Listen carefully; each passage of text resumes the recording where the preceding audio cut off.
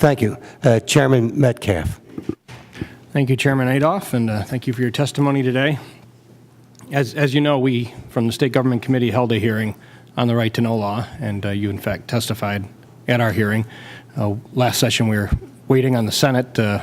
We had kind of led on some other issues, and we're waiting for them to lead on the right to know law changes that so many of us have been discussing for several years now. So we've kind of still waiting in a holding pattern for what's coming out of the Senate. I know that they've done a lot of work. We've shared a lot with them. So we're hoping that that product will come to us and we'll be able to move forward with discussing some of these issues.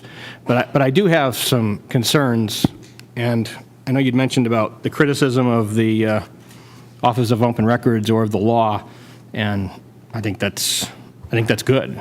I think it's good that citizens are utilizing it. I think that it's good that citizens are critiquing it. And I think that's what we're here for, is to serve them and ensuring that we actually make this law into what the public wants it to be, not those that are charged and paid to actually deal with the law and make sure that it's working as it was designed to by the legislature, but that it's actually doing what the people want. So, and that raises, and some of the words that you've used kind of raises some concern with me in that regard. Probably you'd mentioned how we're in court a good bit on some of these appeals, and the costs associated with that. And my concern is that, when I look at the Office of Open Records Appeals Process Interim Guidelines preliminary statement that was released by your office some years back related to the law that was passed in 2008, and it had stated in this preliminary statement that these interim guidelines will undergo a full promulgation process in 2010, including a public comment period for adopting formal regulations as governed by the Pennsylvania Independent Regulatory Review Commission. And my understanding is that it's now 2014, and we've never had that process occur. That's accurate, Mr. Chairman. So we passed a law, and we were hopeful to see regulations promulgated to ensure that that law was carried out as it was intended to be. And here we are, ending your term as the first appointed executive director for this new office, and we're ending it with no regulations to actually regulate and give your employees direction in how they should carry out their duties. And I would submit that is adding to the cost, because we are in court litigating because we have no regulations, formal regulations that are in place to prevent that. And it goes, with what's 5 years now. I mean, we're into the 6th year, and we don't have the approved regulations yet on how the appeal should be processed. And some believe that it's been something going back and forth between your office and the Office of General Counsel and the AG's office, and differing opinions on such. But the regulations not being in place, not having appeal procedures in place, I think that's costing the taxpayers a lot of money, and it's subjecting requesters to needless delays and potential harassment, especially from third parties. I mean, this whole third-party issue, which we'll talk about a little bit, but I mean, how can you share with us the reasoning for having all these years gone by to the ending of your tenure in that position, your term of office, and we have no regulations governing this process? Well, first, Mr. Chairman, thank you for the opportunity to address this very critical and important component of this. And I, too, share your view that the citizenry is what often drives and sometimes is made better the right to know law. There's a couple of things that I would point out. The legislation that was written does not require the Office of Open Records to have regulations. It requires us to have policies, and I personally felt that regulations were critical to ensuring that this couldn't be erased in years to come. Doesn't require, but allowed for. Yes, sir. And so the Office of Open Records did write regulations in 2009. And those regulations are the exact format of what we have called the interim guidelines to establish policy as to how someone goes into an appeal and whatnot. And you are right in referencing that the holdup was merely this. At the time that the Office of Open Records came on the scene in 2009, I felt very strongly that in order to prevent future executive directors from erasing any what I thought would be good work that we would do, that regulations, although not required, were critical. We wrote those regulations and we gave them to OGC. OGC, because we were sort of this quasi-independent agency, refused to sign off on the regulations. The Attorney General at that time rightly said, the process is it goes to OGC first and then it would come to us. At that juncture, we got close to an election year and those regulations sat in the sense of neither party would sign off to get them properly before IRC in that regard. Keep in mind that the Office of Open Records at the very beginning, while we did write the regulations and the interim guidelines, I regret calling them interim guidelines, I should have called them policy, but those what you have there are the regulations in terms of, you know, if Well, not if they really, because they haven't went through the regulatory process. Right, I understand, but I'm sorry, and the what I'm public saying comment is, period and I'm saying if it's a our duplicate with a oversight. different title, and I share that view. And so what we've then tried to do, seeing that sort of standoff, if you will, is then wait until the new administration. And at the beginning of the new administration, we had some very rough sailing waters.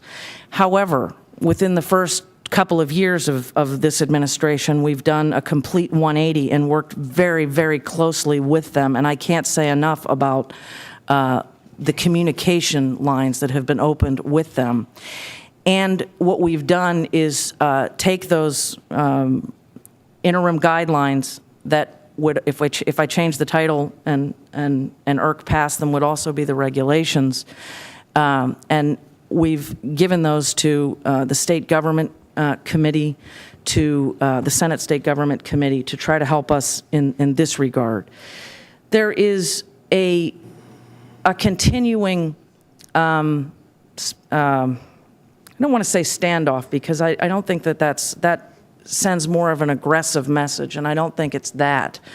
There's a continuing question, and it's a legitimate legal question, as to should OGC sign off when we oversee OGC's right to know law requests, and at the same time, can the Attorney General get involved until OGC doesn't? And so what I can assure this committee and the citizens of the Commonwealth are that there are policies and procedures that are in place that enabled us to establish this office in accordance with direct statutory authority to say, you know, we were the ones that set up these guidelines to say, okay, if you want to file an appeal. Excuse me for 1 minute. Sure. I really don't want to prolong the committee's time and your time here today by asking the questions. So, I'd be happy to meet with you, Mr. Chairman, and walk through that. I just want to assure the committee that the citizens of Pennsylvania have a step-by-step process that's governed by policy, statutorily and that's my concern. blessed. That's why I kind of said, because Yeah, I understand. And so- statutorily, and that's right. what you're aware. I wrote you a letter on December 20th.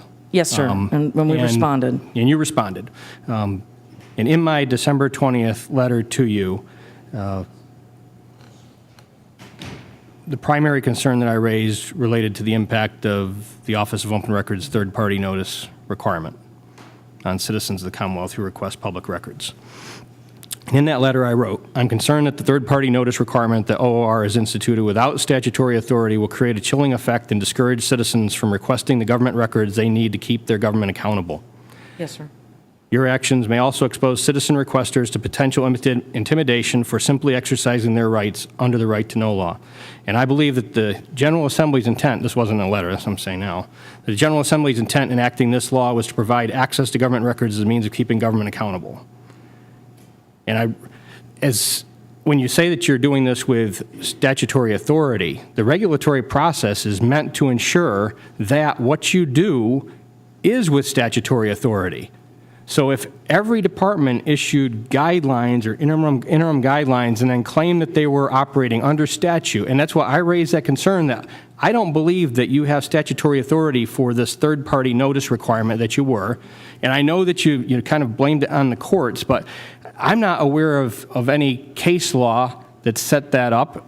There might be some opinions of individual judges that they'd like that, but I don't think, I know when I voted on this, my intent wasn't to allow for a third party to come in, for the PSEA or anybody else to come in and file suit while somebody's making a request of information that is supposed to be provided for under the law, whether they're creating a database or not. Because you brought up the database issue, and everyone that's sitting here that's an elected official utilizes a government-provided database.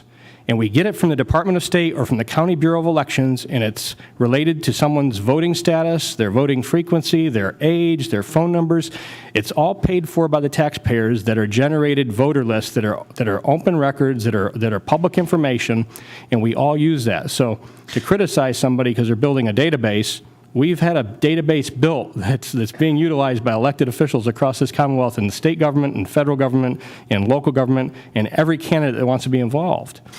Mr. Chairman, if I might directly to the third-party notice and also your remarks about this specific case. Section 707, the legislature did intend for third-party notification to occur. And the legislature expressly requires agencies, expressly in Section 707B, to provide third-party notice where confidential proprietary information or trade secrets are requested. The law you guys set out to say that notice is required within 5 business days of the receipt of the request, and the agency has 5 business days from the receipt of notice. Moreover, this law says that when somebody asks for a record, if there is a safety concern, that safety concern can overcome the presumption of openness in this regard. And the only way for someone to know that, to raise a safety concern is if they have notice. So Section 707B expressly talks about third-party notice. This is not something that the Office of Open Records created. You guys envisioned it. Section 1102 authorizes the OOR to adopt the procedures relating to this. I'd just like to point you to the case law.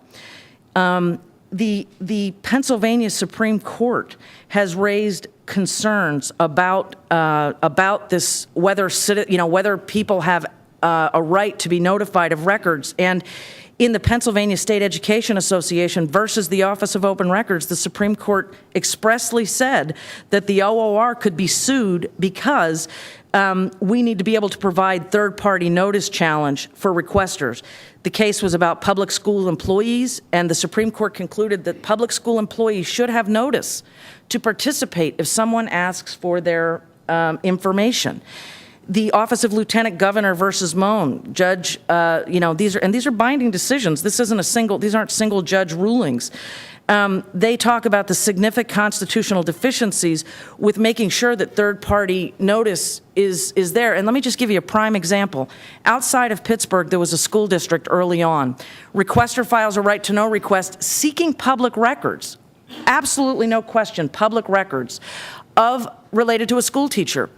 The agency did not respond, and he had an automatic right to appeal to us. When he came to us, he filed the appeal, and attached to it was a protection from abuse order. And what it said was, this protection from abuse order is expired, and therefore I'm no longer a threat. And he insisted that we order release of this. The only way that we could determine whether there was a real security threat to this woman, which obviously there had been previously, was if she had notice. And so the notice requirements were not something that the Office of Open Records just, manufactured or magically created. We followed your lead to say, if you're asking for confidential proprietary records or you're asking for trade secrets, you have to give notice. Exactly. And that's what very limited to when you gave notice, very limited. And when you can find somebody's address in the phone book or in the voter rolls, it's not confidential information. But it's not always accurate, Mr. Chairman. It is not always accurate information. We just today did a white pages request and found several of our own staff members that had inaccurate addresses. I share your view that look, if somebody comes and they ask for a salary, doesn't the process grind to a halt if we have to notify that person? I would argue that it does, and we shouldn't have to do that for basic public information. However, when the legislature has specifically said that a home address is available unless there's a security risk, or unless you're a minor, or unless you are a law enforcement officer or a judge, the only way to know if there's a security risk is to provide notice. And I would say this, I say it as clearly as I can. Wait a I'm not minute. Just wedded what to you this. just said, just what you just said is the only way to do that is to provide notice. So you're taking it, even though the legislature defined specific instances where third-party notice would occur, you broaden that to pretty much say any request should have the third party noticed. The court has, not us. The Pennsylvania Supreme Court did. And I know you have you've cited certain things that have been said, but as far as a ruling through those processes, I'm not aware of the final ruling. I'd be very happy to provide both of the cases. If you could to you, do Mr. that Chairman, and we will send do it that. over, and we'll have everyone look over as far as from our staff. But given this hearing, I'd really like to know what the impact of the third party notice has been. It's been significant in some cases. Can you quantify that in dollars? Sure, And I can. Well, on some I can. It's been significant in two ways. To the example I just gave you with the school teacher in Pittsburgh, it was very emotionally significant in that regard, in that the school district then did come forward and argue that her security was at risk, and so the impact was great. In terms of the financial impact, what we've seen in this, we've seen several right-to-know law requests that have come through for records related to all retirees or all active employees, or even like Philadelphia School District, things like that. And notice is usually provided by an email blast.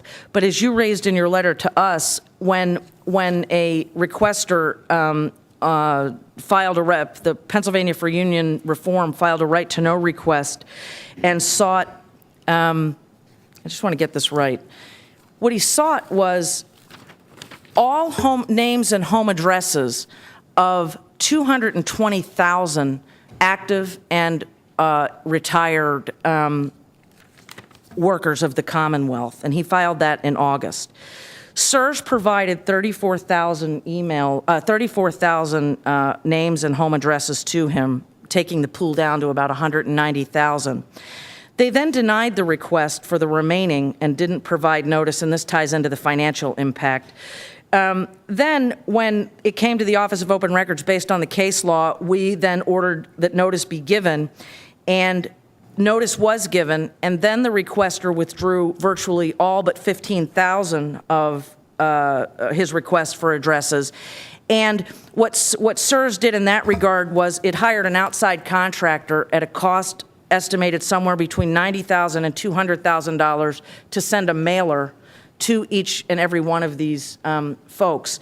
And I want to point out, and I do think this is significant, when this same requester in May made the same request for active employees and they provided notice via email, he objected and said that that was not good enough.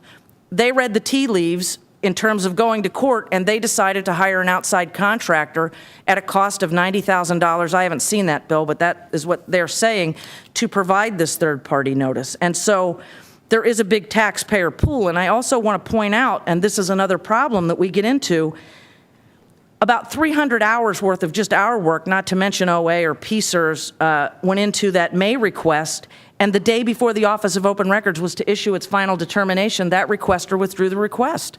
That's also a loss of taxpayer money. I just want to underscore that I share the chairman's view about third-party notice. I think that there are times, absolutely, 100%, that it grinds it to a halt, and it is not what the legislature or anyone intended in terms of the right-to-know law.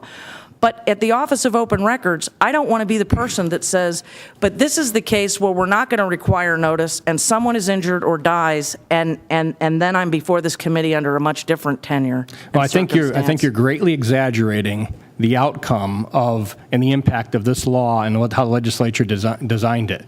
To specify copyright and the there's three different criteria there, I believe.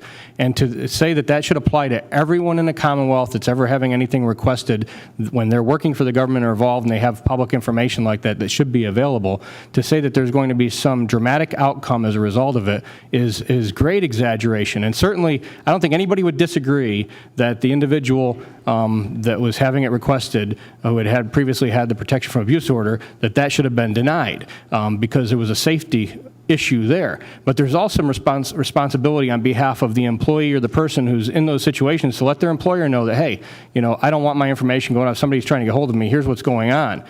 It can't totally be on every citizen in the Commonwealth that now they're going to try and extract information from their government that was supposed to be made available, and that you're going to require hundreds of thousands of mailings to go out to notify people that who would have found in the phone book or on a voter list. And I if share that view, Mr. Chairman, and other states share that view. However, the Pennsylvania Supreme Court doesn't share that view. I stand ready to find a way to and that do was that. And that takes me back to if we would have had a regulatory process over this, and if we would have had regulations in place, and we would have had more direction in the process instead of just what the interim guidelines were 5 years ago to set this all up that we've been running for so many years now, that maybe we would have avoided some of this cost instead of depending on the courts. I don't like depending on the courts, and some of my colleagues don't like Mr. depending on the courts, and Okay, hopefully that's where we're going to get back to dealing with the law. yeah. Thank you, Mr. Chairman. All right. Yeah, Chairman Metcalfe.